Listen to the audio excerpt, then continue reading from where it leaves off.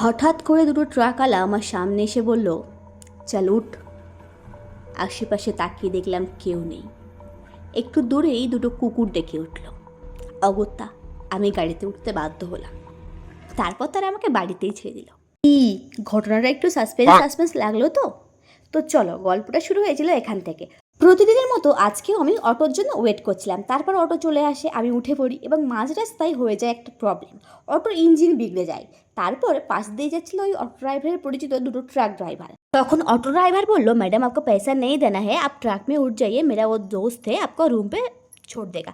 প্রথমে একটু করে দ্বিধা হলেও পরে নির্দ্বিধায় উঠে গেলাম এবং তারা আমাকে সেফলি ছেড়ে দিয়েছিল। রুমে আসার পরে জিনিসপত্র এদিকে একটা ওদিকে একটা দিয়ে আমি পড়লাম শুয়ে। ভিডিও বানাবো আর তোমাদেরকে আমার রান্নাঘরের গল্প শোনাবো না, সেটা কি কখনো হতে পারে? আজকে তোমাদের শেখাবো দুটো বেগুন আর তিনটে আলু দিয়ে হাজব্যান্ডের মন জয় করার নিনজা টেকনিক। আর যদি চুনো মাছ থাকে বা চিংড়ি মাছ থাকে তাহলে তো খুবই ভালো। আমার কাছে শুকনো চিংড়ি ছিল, আমি সেটাই অ্যাড করেছি। আমার হাজব্যান্ড না নিরামিষ জিনিসটা একদমই পছন্দ করে না। নিরামিষ রান্না যতই টেস্টি করে বানাই না কেন, ও বলবে পেট ভরেছে কিন্তু মন ভরেনি। কি জানি বাবা।